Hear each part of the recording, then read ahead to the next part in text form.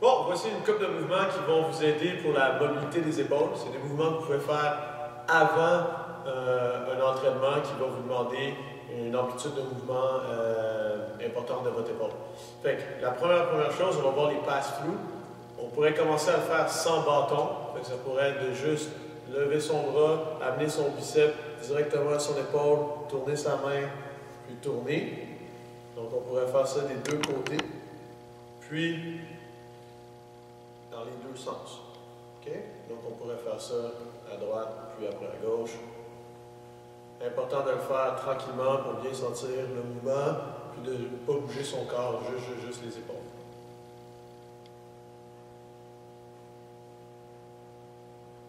Après ça, on peut faire des pass-through avec le bâton de bois. On va prendre un petit peu plus large que les épaules. Les bras restent tout le temps tendus. Je vais le mettre de côté pour que vous puissiez bien voir. On pousse avec les épaules vers le bâton. On pousse vers le haut, on est rendu au-dessus de la tête. Puis on rétracte les épaules vers le bas pour terminer le mouvement. Après ça, on repousse les épaules vers le haut. Puis on repousse les épaules vers l'avant ici. Donc une dernière fois. Vers l'avant, les épaules vers le haut. Je rétracte les épaules pendant tout le long du mouvement, mes bras restent tendus. C'est un mouvement qui se fait lentement pour pouvoir bien isoler l'épaule.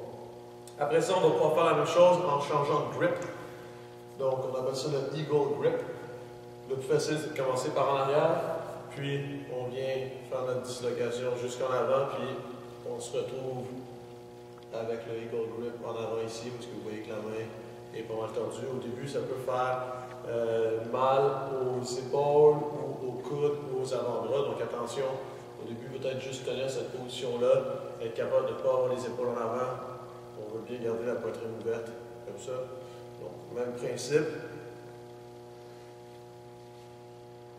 Quelque chose qui peut nous aider à travailler ça, c'est de le pratiquer à une seule main. Donc, je vais prendre le bâton ici en supination au niveau de mes hanches. J'essaie de garder le bâton le plus horizontal possible. Je vais tourner ma main droite, puis venir en Eagle Grip, l'éloigner, revenir. Puis je fais ça une couple de fois de chaque côté. Donc, on va faire la même chose de l'autre côté.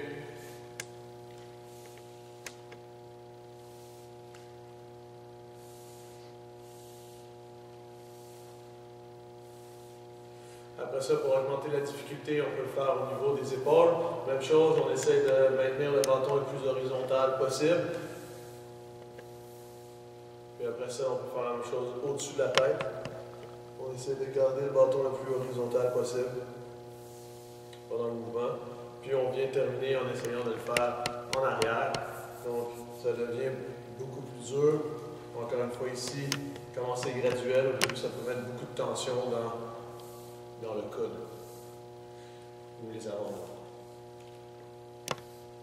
Le but, c'est de ne jamais lâcher le bâton quand on est en train de le faire. Après ça, un autre mouvement qu'on peut venir faire. La main droite en bas, la main gauche, on tient comme une épée ou un sabre.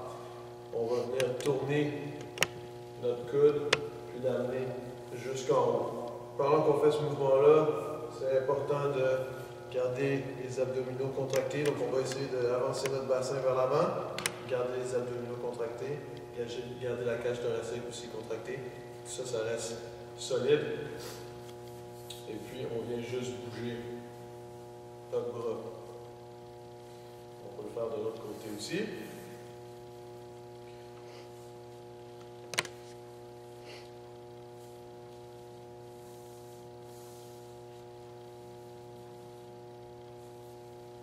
Donc, bien important quand on fait cet exercice de mobilité, de vraiment isoler et de bouger seulement l'épaule. On ne veut pas se cambrer comme ça, ou refermer les épaules vers l'avant, toujours la cage thoracique et la poitrine ouverte. Maintenant, on va passer à la barre à pull-up. Donc maintenant, on va passer à des exercices qu'on peut faire sur la barre à pull-up. Donc Franklin va se mettre en position de suspension à la barre à pull-up. Là, il n'a pas les épaules actives, donc il va activer ses épaules en tirant dans ses lattes Et puis, il va relever un petit peu la poitrine. Excellent. Là, il va relâcher. Il va réactiver ses lattes, donc ses grands dorsaux, se pencher un petit peu. C'est ça la position qu'on veut de départ pour les pull-ups. Parfait. Donc, tu peux relaxer Franklin. Maintenant, ce qu'on va faire, Franklin va démontrer 5 beat swing. Donc, c'est juste la première partie du kip. Vas-y. Donc, c'est bien important que le mouvement démarre des épaules, active. Parfait. Puis là, maintenant, Franklin va passer la tête d'un côté à l'autre. Les bras restent tendus tout le long du mouvement. Et c'est un mouvement qui est contrôlé par les épaules. Les jambes vont juste aider à continuer le mouvement. Maintenant, si tu veux, tu peux prendre la petite boîte. Maintenant, ce que Franklin va démontrer, c'est comment faire une suspension à la barre en Eagle Grip. Puis, on pourrait même aller en Eagle Grip et faire des beat swing. Donc, il va tourner les mains. Déjà, juste être capable d'avoir les épaules actives dans cette position-là va être difficile. Puis maintenant, Franklin va démontrer le swing. Même chose, on veut que les bras restent tendus. C'est les épaules qui commencent le mouvement, le corps reste tight, ce qui fait que les jambes suivent. Et c'est ça pour les pull-ups.